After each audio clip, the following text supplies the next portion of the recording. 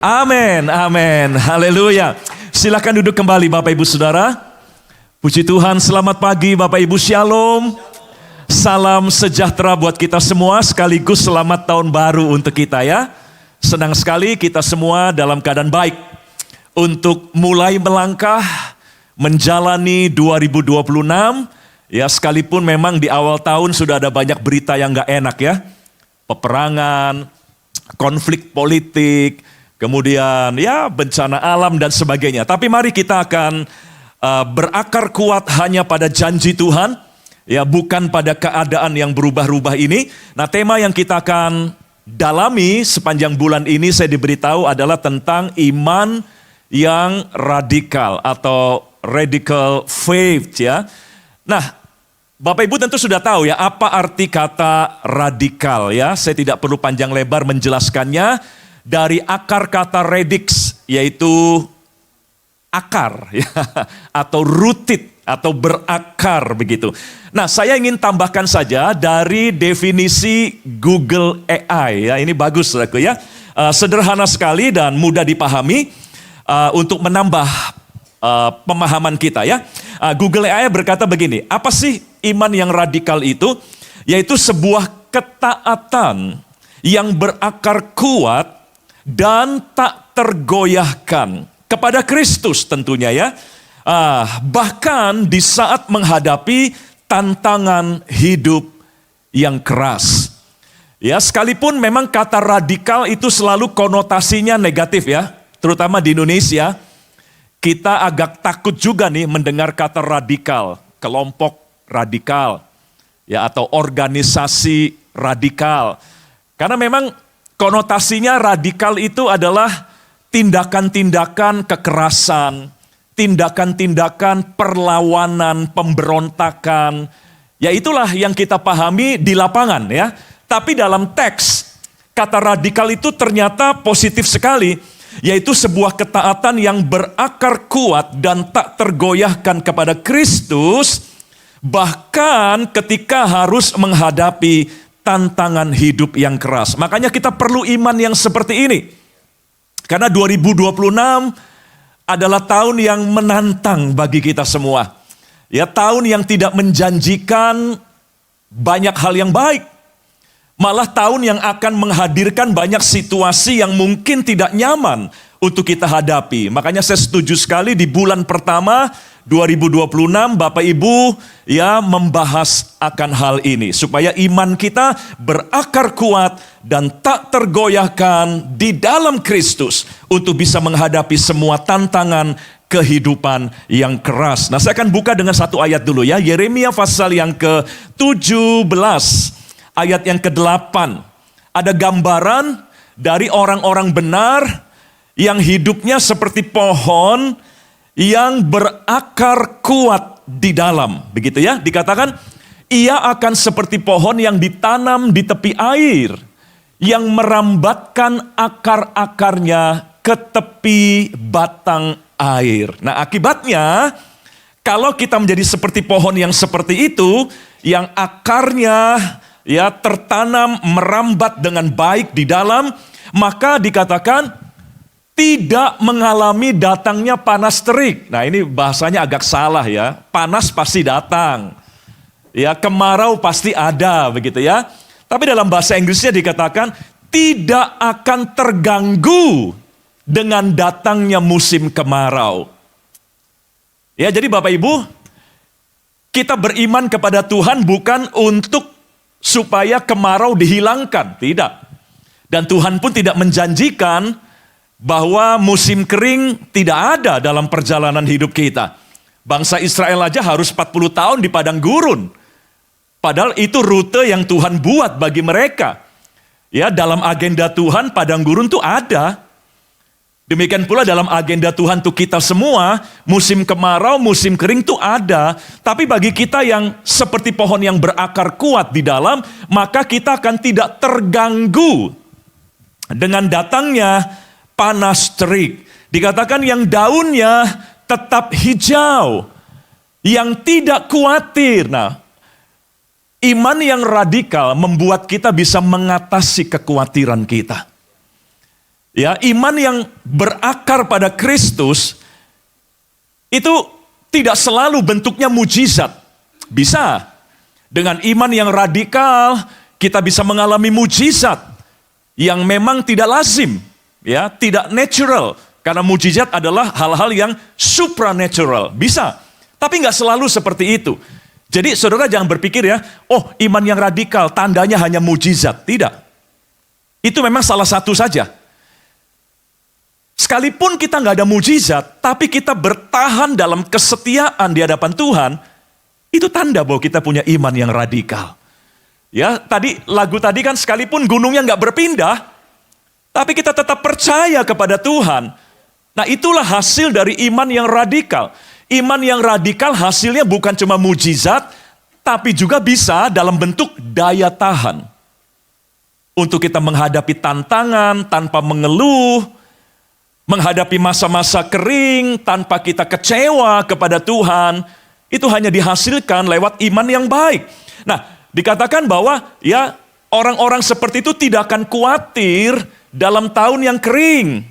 Sekalipun gak enak tahun yang kering, tapi gak khawatir. Dan tidak berhenti menghasilkan buah. Buah berbicara karakter. Karakternya tetap baik sekalipun musimnya tidak baik. Perilakunya tetap baik sekalipun yang dihadapi adalah situasi yang tidak baik. Jadi iman yang radikal, ya, itu sekali lagi, jangan patokannya hanya mujizat. Sehingga seolah-olah kalau tidak ada mujizat berarti iman kita belum baik. Berarti iman kita belum sehat, iman kita belum radikal. Enggak.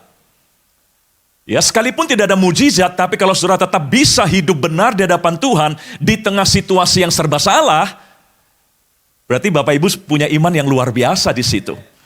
Ya, nah inilah hal-hal yang sederhana yang saya rasa Bapak Ibu tidak akan kesulitan untuk memahami apa arti kata radikal. Nah, saya akan bawa hari ini langsung melihat satu contoh di Alkitab ya. Karena ada banyak teladan di Alkitab orang-orang yang imannya radikal. Sekali lagi, ya, mereka bukan orang-orang yang selalu terima mujizat, tidak. Iman yang radikal membuat seseorang siap, sekalipun tidak ada mujizat, mereka akan komitmen tetap mengasihi Tuhan. Ya, kita akan lihat contoh yang kasusnya adalah hal-hal yang menjadi kasus kita juga. Tantangan mereka adalah tantangan kita juga. Ya, ini kisah yang klasik, yang tadi juga Pak Ivan, WL kita sudah sempat singgung tadi ya. Yaitu 3 anak SMA saudaraku di Alkitab. SMA ya, Sadrah, Mesah, Abednego. Bukan sekolah menengah atas gitu ya. Yuk kita akan lihat radikalisme dari anak-anak SMA di Alkitab. Yaitu Sadrah, Mesah, dan Abednego, kisah yang tidak asing buat kita. Karena tantangan mereka adalah tantangan kita juga, tapi dalam bentuk yang berbeda. Ya, ini yang menjadi contoh kita hari ini ya. Mari kita lihat dalam Daniel 3 ayat 1, saya lompat-lompat ya supaya space-nya bisa masuk begitu ya. Ayat 1, 4, 5, dan ayat 6. Dikatakan Raja Nebukadnezar membuat sebuah patung emas yang tingginya 60 hasta dan lebarnya 6 hasta yang didirikannya di dataran Dura di wilayah Babel. Nah, ayat yang keempat, berserulah seorang bentara dengan suara nyaring. Beginilah dititahkan kepadamu, hai orang-orang dari segala bangsa, suku bangsa, dan bahasa. Demi kamu mendengar bunyi sangkakala, seruling, kecapi, rebab, gambus, serdam, dan berbagai-bagai jenis bunyi-bunyian, maka haruslah kamu sujud menyembah patung atau emas yang telah didirikan Raja Nebukadnezar itu. Nah, resikonya siapa yang tidak sujud menyembah akan dicampakkan seketika itu juga ke dalam perapian yang menyala-nyala. Bapak Ibu mungkin berpikir, apa hubungannya cerita mereka dengan cerita kita? Saudara, kitab Daniel adalah kitab apokaliptik. Jadi setiap kitab di Alkitab itu punya genre, punya jenis, ya. Nah, kitab Daniel adalah kitab apokaliptik, artinya kitab yang berhubungan dengan akhir zaman. akhir zaman.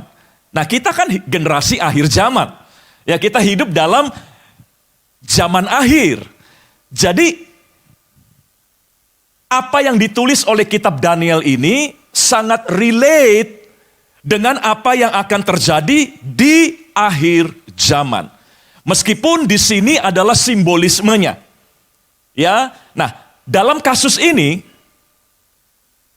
3 anak Tuhan ini, Sadra, Mesha, Abednego, dikondisikan untuk menyembah, mengagungkan emas.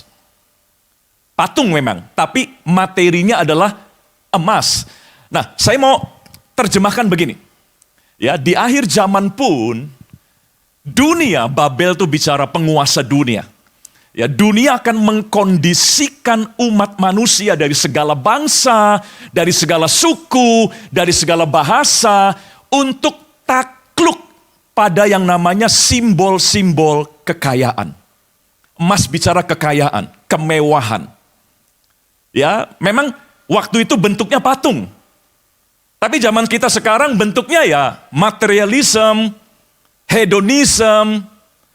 Ya, orang dikondisikan dan memang dipaksakan untuk mau tidak mau mengakui bahwa uang segalanya, kekayaan segalanya, kemewahan nomor 1.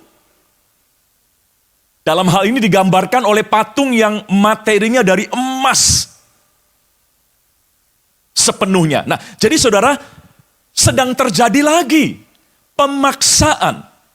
Sedang terjadi lagi pengkondisian untuk supaya semua bangsa dari segala bahasa dan suku, ya termasuk Indonesia, dikondisikan, dipaksa untuk mengakui bahwa kekayaan nomor 1. Kamu nggak usah kejar yang lain, ya hanya kejar kekayaan. Kamu nggak usah korbankan hal-hal yang lain untuk yang lain, tapi hanya untuk kekayaan dan sebagainya. Apalagi di dunia media sosial, Bapak Ibu, kekayaan diumbar. Hedonism diviralkan. Ya, narsisme dan sebagainya. Dan itu menjadi propaganda yang memaksa orang-orang, memancing, memaksa, mengkondisikan orang-orang untuk mengejar hal yang sama. Flexing ada di mana-mana. Ya nggak mungkin lah ya orang memviralkan penderitaannya, saudara. Ya, kebanyakan orang memviralkan keberhasilannya, kepemilikannya, ya pencapaian-pencapaiannya, kebahagiaannya. Ya memang tidak bisa disalahkan sepenuhnya, orang mau berbagi kebahagiaan silakan saja begitu ya. Tapi itu menjadi sebuah jebakan juga bagi yang motivasinya salah begitu ya. Sehingga mereka tidak lihat kebahagiaan orang, tapi mereka melihat faktor-faktornya yang akhirnya diinginkan juga oleh orang-orang yang melihatnya. Dan saudara lihat ya, ayat 5 dikatakan, ada bunyi-bunyian yang diperdengarkan untuk meramaikan pengagungan dan penyembahan akan simbol-simbol kekayaan. Ya, demi kamu mendengar bunyi sangkakala, seruling, kecap, gambus dan sebagainya. Nah, dunia juga sedang meramaikan, kita sedang mendengar hiruk pikuk bunyi-bunyian, bunyi krisis, ya bunyi viral, hal-hal flexing yang viral. Kalau dulu bunyi-bunyiannya dari gambus, seruling, kecapi, sekarang kita sedang diramaikan dengan berita-berita yang berbunyi bahwa krisis akan datang, kamu harus kaya, kamu harus sukses dan sebagainya. Dan itu semakin membuat ya kita terperangkap. Itu semakin membuat kita terkondisikan, mau tidak mau juga kita akhirnya menyembah, ya mengagungkan, menomorsatukan yang namanya emas, kekayaan, kemakmuran, keberhasilan, dan sebagainya. Dan harus diakui inilah berhala modern yang kita sedang hadapi hari-hari ini. Dulu Sadra, Mesha, Abednego menghadapi berhala dalam bentuk fisik. Sekarang kita menghadapi berhala dalam bentuk maya. yang tidak kelihatan, yang memaksa kita menyembah juga, yang memaksa kita harus mengorbankan banyak hal juga untuk mendapatkan itu. Next, mari kita lihat definisi berhala ya. Penyembahan berhala secara rohani ya, secara Alkitabiah dikatakan segala sesuatu selain Allah yang kita jadikan landasan atau alasan bagi identitas keberhargaan dan kebahagiaan serta rasa aman kita. Jadi pertanyaannya, kita melandaskan rasa aman kita pada siapa atau pada apa? Ya, ada orang yang rasa amannya dilandaskan pada uang kan, banyak kan? Begitu nggak ada uang merasa nggak aman, sen. Ya nggak?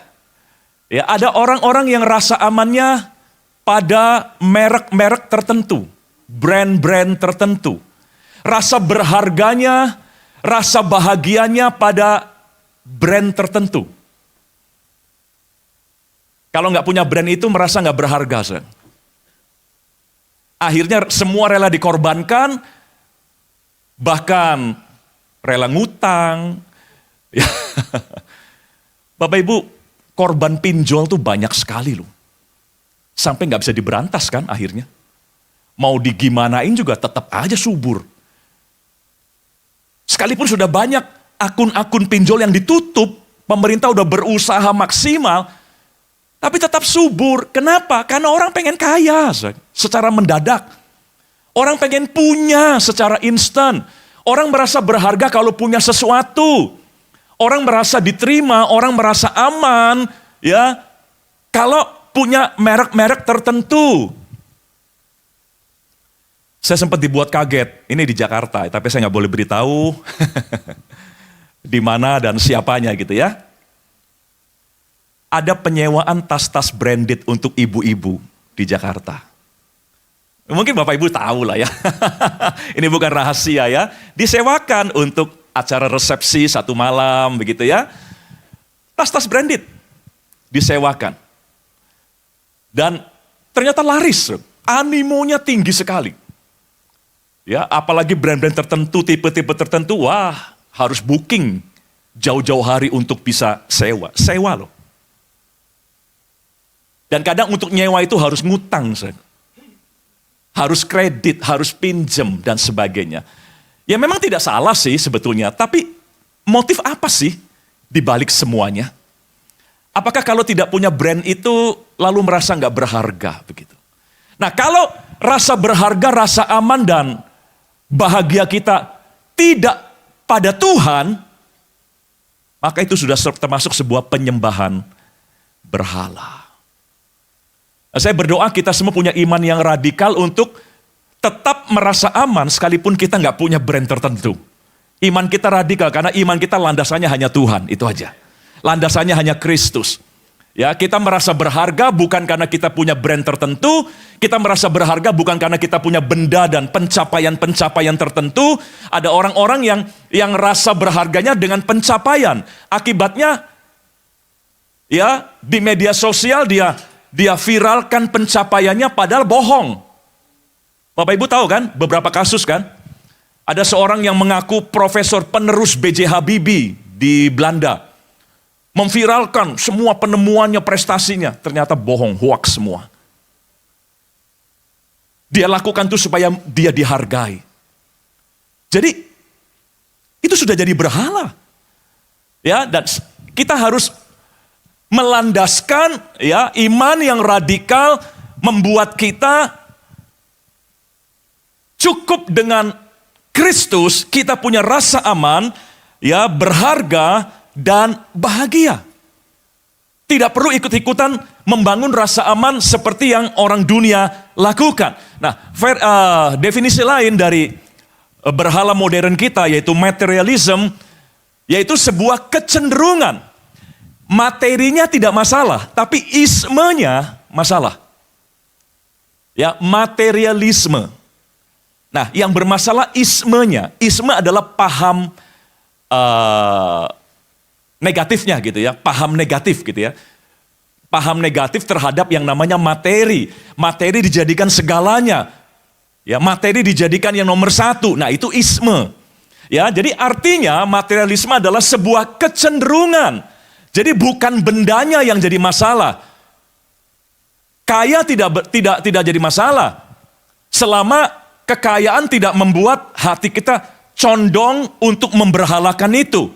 Ya, jadi sebuah tendensi atau kecenderungan di mana kita berpikir bahwa objek materi itu lebih penting dari manusia. Dari keluarga kita, dari teman kita, ya kita rela bahkan mengorbankan teman demi yang namanya materi. Lalu sebuah keinginan akan uang yang mengorbankan etik. Gara-gara uang orang bisa jadi jahat, saudara. Bahkan, ya itu ya, para filsuf jauh-jauh hari memang sudah bicara, ada istilah homo homini lupus. Pernah dengar ya istilah itu ya, homo homini lupus. Manusia bisa jadi serigala bagi sesamanya.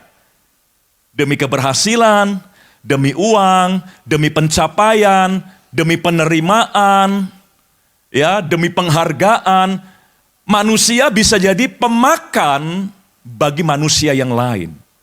Itu homo homini lupus. Ya, inilah hal-hal yang harus kita lawan dengan iman yang radikal. Bukan iman yang biasa-biasa. Nah, lawan kata radikal itu moderat. Kalau Bapak Ibu lihat di kamus ya, lawan kata radikal itu moderat. Moderat tuh artinya cari aman lah. Win-win solution. Ya, semua diakomodir, yang jelek juga diakomodir sebagian saja begitu. Jadi sikap-sikap kompromi ya, itu akan tidak bisa menghadapi yang namanya kecenderungan seperti ini. Harus dengan iman yang radikal. Next. Apalagi nih yang ini ya, ada pernyataan dari seorang hamba Tuhan namanya Leonard Ravenhill. Nah, dia mengungkapkan sebuah tragedi yang ada di kekristenan, di dalam gereja.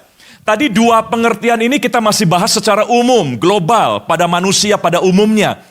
Tapi sekarang kita mulai berfokus pada internal kita, anak-anak Tuhan. Ya, jangan berpikir, oh itu pasti orang dunia Pak yang begitu. Tapi Leonard Ravenhill berkata begini, tragedi yang terjadi hari-hari ini di dalam gereja adalah jemaat lebih mengejar kebahagiaan dibanding kekudusan.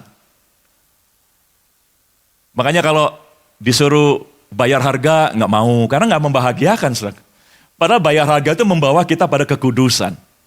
Ya, tapi kita lebih cenderung, yang enak-enak sajalah, yang menghibur, yang memberikan kenyamanan, itu ya, mengejar kebahagiaan lebih daripada kekudusan, mengejar kemakmuran, prosperity, lebih daripada kesucian, atau kemurnian, purity, mengejar sukses lebih daripada setia. Makanya tema-tema yang berhubungan dengan berkat itu laris. Ya, tema-tema yang menjanjikan berkat, keberhasilan, mujizat dan sebagainya. Waduh, itu digandrungi luar biasa. Tapi tema-tema yang mengarah kepada pendewasaan, nah itu lebih kurang disukai. Nah, inilah tragedi yang terjadi. Tanpa sadar gereja ikut mempromosikan penyembahan berhala. Tanpa sadar. Ya nggak tahu, kadang sadar juga sih.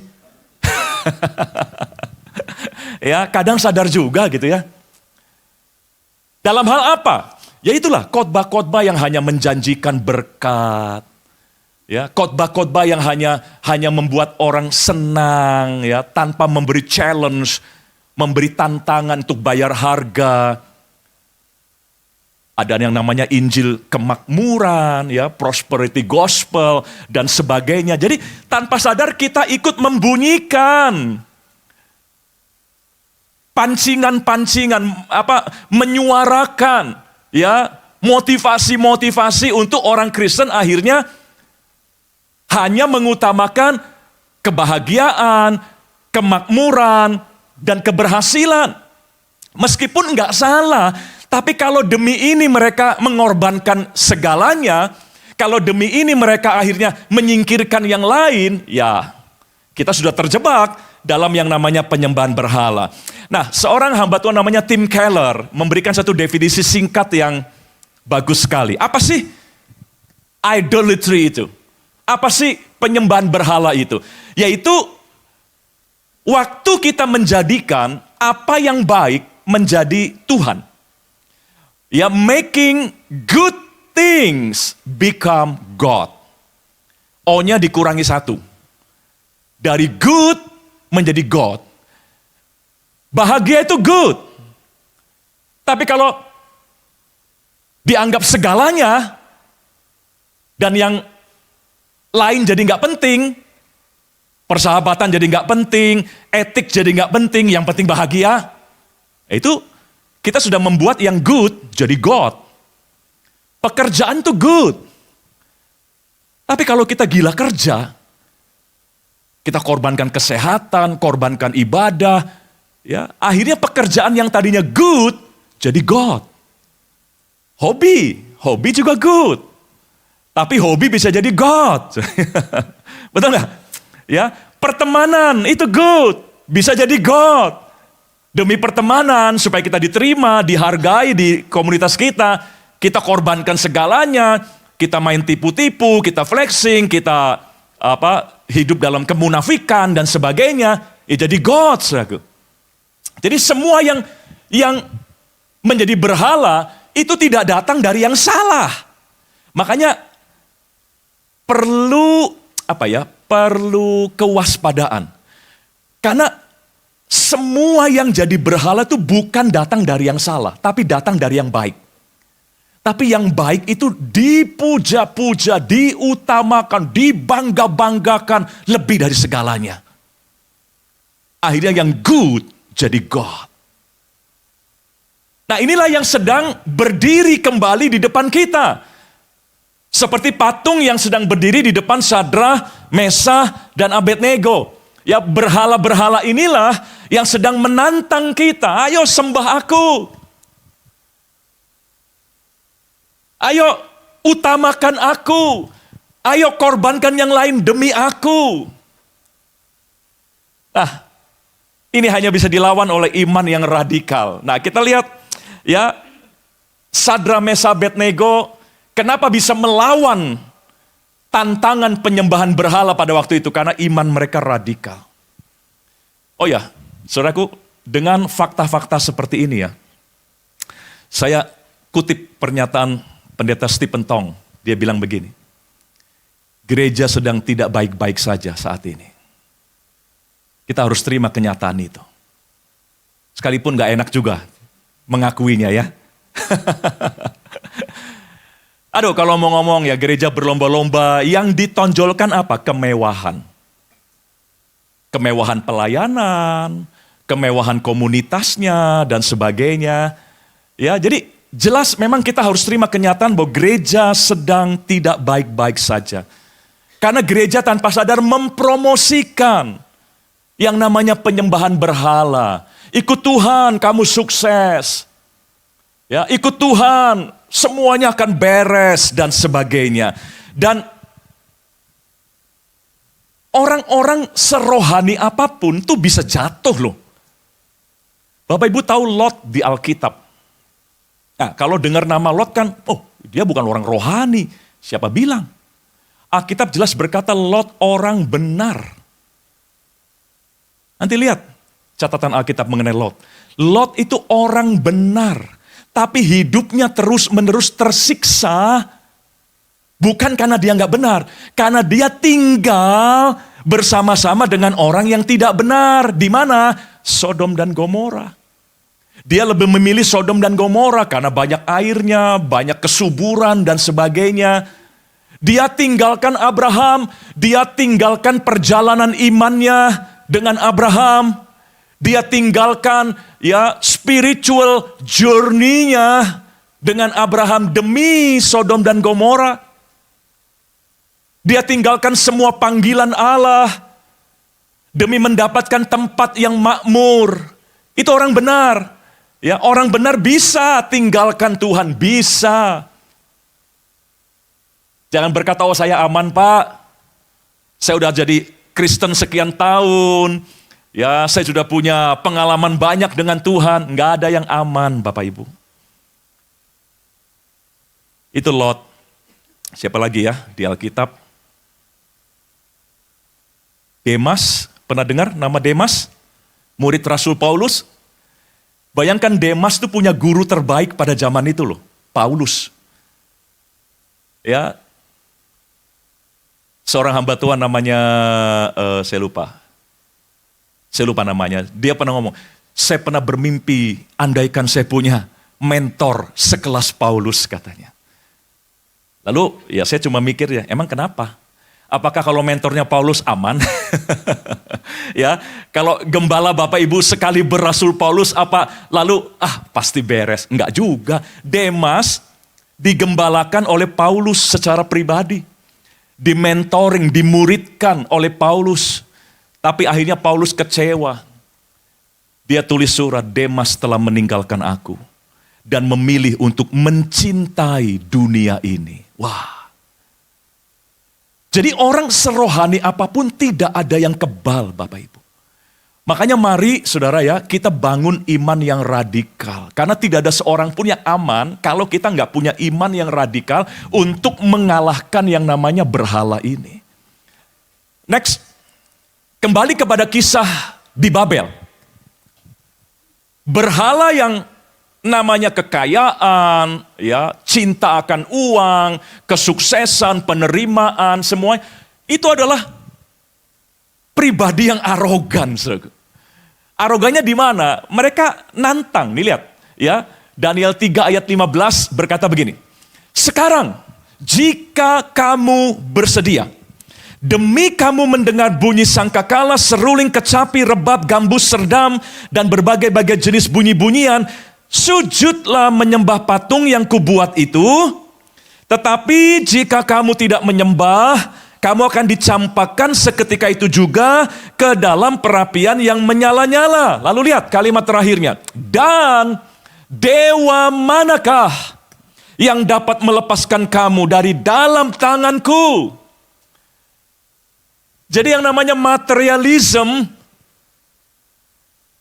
itu begitu arogannya berbisik kepada kita, ya, menimbulkan satu asumsi dalam benak kita, waduh kalau saya nggak kaya, siapa yang bisa tolong saya? Kalau saya nggak sukses, siapa yang bisa hargai saya? Kalau saya nggak punya merek tertentu, brand tertentu, benda tertentu, siapa yang akan menghormati saya? Suara-suara yang mirip seperti itu menantang kita. Seperti Sadra, Mesa, Abednego ditantang. Kalau nggak nyembah, siapa yang tolong kamu?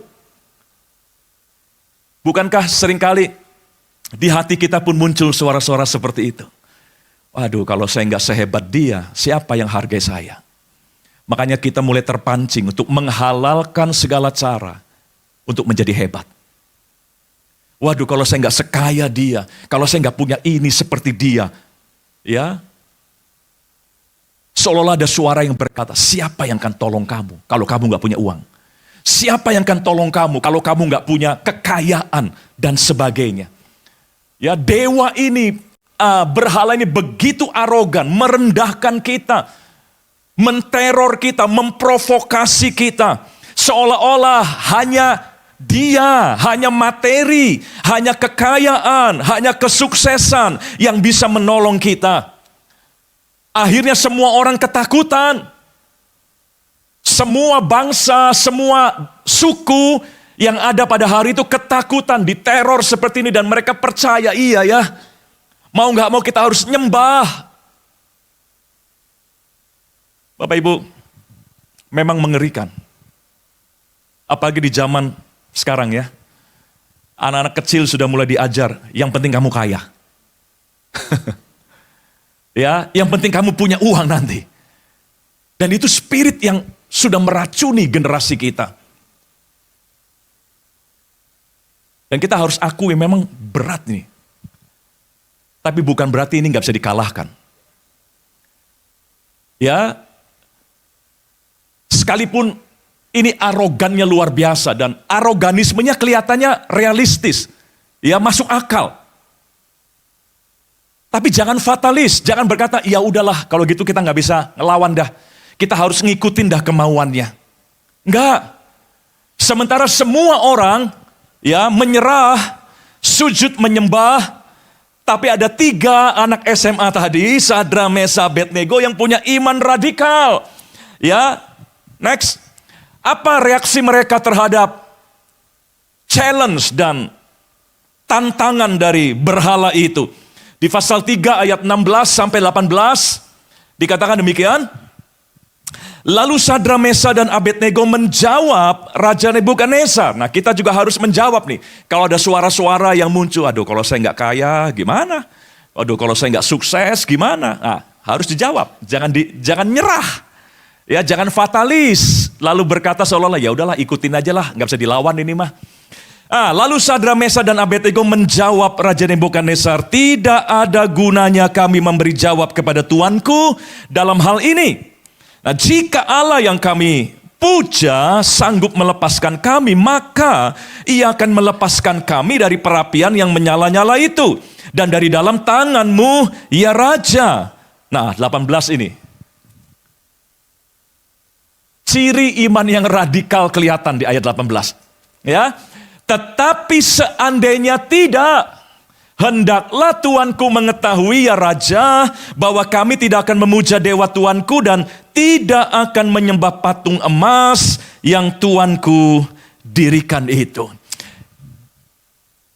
Orang yang punya iman yang radikal adalah orang yang siap sekalipun tidak ada mujizat, mereka tetap komit, setia kepada Tuhan. Ya, bahasanya adalah sekalipun tidak. Nah, seringkali bahasa ini jarang kita ucapkan.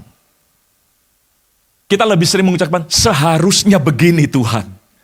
Asalkan begini Tuhan, baru saya akan begitu. Nah, seringkali bahasa kita kan begitu. Ya, asalkan Tuhan begini, saya akan begitu. Asalkan ada begini, saya akan begitu. Asalkan, jadi nuntut syarat. Nuntut kondisi dulu. Tapi iman yang radikal tidak bergantung pada kondisi. Ya, iman yang radikal adalah iman yang memampukan kita berkata, seandainya tidak ada pertolongan, seandainya tidak ada mujizat, seandainya pun aku nggak dapat merek tertentu, sekalipun saya tidak punya benda tertentu, sekalipun saya tidak sesukses orang lain. Nah, itulah iman yang tidak dipengaruhi ya oleh keadaan apapun. Nah, saya berdoa ciri ini ada dalam hidup kita. Ya, sekalipun ya, even if not, sekalipun tidak ada yang saya harapkan terjadi, ya, saya tidak akan menyembah berhala-berhala itu. Inilah teladan iman yang radikal dari Sadra, Mesa, Abednego. Dan saya berdoa kita punya keberanian yang sama untuk mengatakan kalimat itu. Sekalipun tidak. Jangan patokannya harus ada dulu baru. Ya, asalkan ya dan sebagainya. Nah, mari slide terakhir. Saya mau tutup ya, waktu saya habis. Mereka memutuskan untuk tidak tunduk, not bow, tidak mau terikat, not bind. Dan karena mereka tidak tunduk dan tidak terikat, mereka nggak hangus, mereka. Ya, tidak gosong. Makanya kita ditantang untuk meneladani mereka. Jangan terikat. Jangan mau dibuat tunduk kepada yang namanya materialism, ya, kemudian sukses, berkat dan sebagainya. Dan kalau kita memutuskan tidak tunduk dan tidak terikat, Tuhan akan luputkan kita untuk tidak hangus. Ya, Bapak Ibu, dikatakan Daniel 3, 24, 25, 28 dan langsung ke 30. Dikatakan demikian. Ya, kemudian terkejutlah Raja Nebukadnezar, lalu bangun dengan segera berkatalah ia kepada para menterinya, bukankah 3 orang yang telah kita campakkan ke dalam dengan terikat ke dalam api itu. Jawab mereka kepada raja, benar ya raja.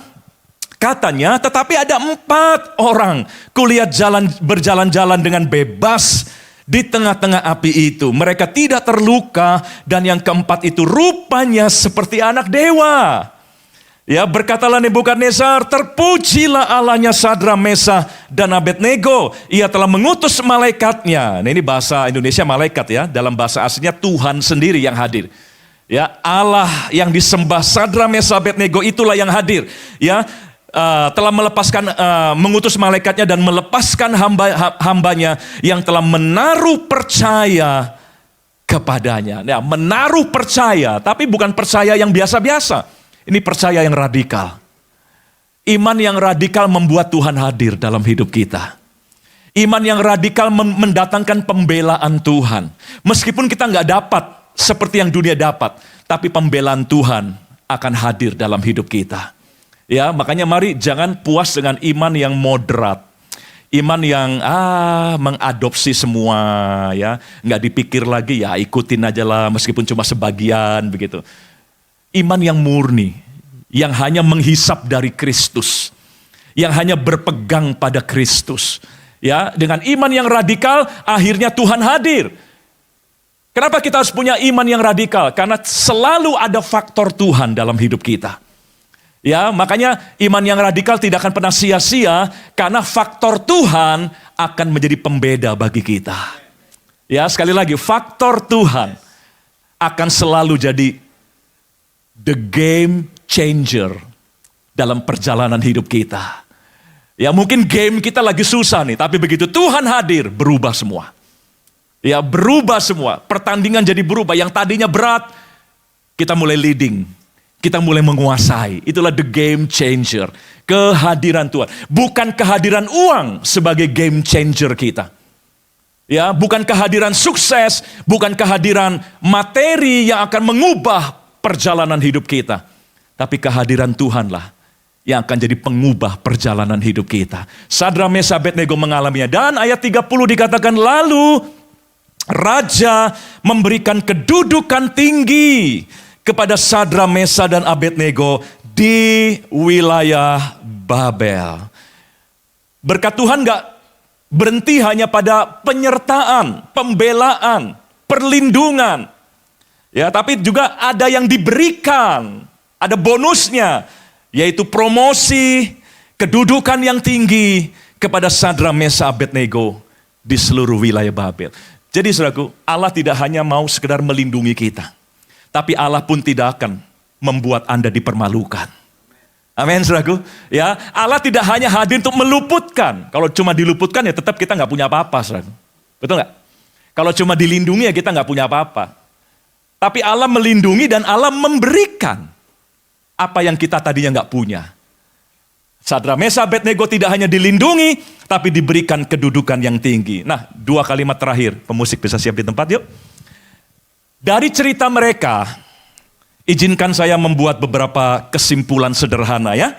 Ketika Allah dimuliakan, maka Allah memuliakan. Ya, ketika Allah ditinggikan, Allah juga bisa meninggikan kita. Nah, hanya dengan iman yang radikal kita bisa memuliakan Allah. Dan ketika itu terjadi, Allah juga akan memuliakan kita. Next, yang terakhir. Ada 2 jenis kekristenan. Ini saya kutip dari seorang hamba Tuhan. Saya lupa lagi namanya. Aduh, udah 50 ke atas gampang lupa ya. Faktor U. Nah, ada yang namanya Kristen keliru dan Kristen sejati katanya ya. Dua-duanya ada di gereja. Ada di gereja banyak. Ya, dua-duanya ada di panggung juga bisa. Dua-duanya juga melayani Tuhan. 2 jenis Kristen ini juga aktif ya. Mungkin berbahasa roh juga. Penyembahannya luar biasa. Tapi lihat perbedaannya. Kristen keliru melihat Tuhan sebagai sesuatu yang berguna. Jadi hanya dimanfaatkan Tuhan. Hanya dimanfaatkan. Ya, sekalipun memang Tuhan memang berguna buat kita. Tapi ada banyak orang yang cuma lihat Tuhan hanya sebagai pribadi yang berguna saja. Ya itu tadi, Tuhan berguna buat kita itu good. Tapi kalau hanya itu kita melihat Tuhan hanya sebagai objek yang berguna, yang bisa mendatangkan kekayaan, yang bisa mendatangkan kebahagiaan, sekalipun itu good, itu baik. Tuhan memang seperti itu.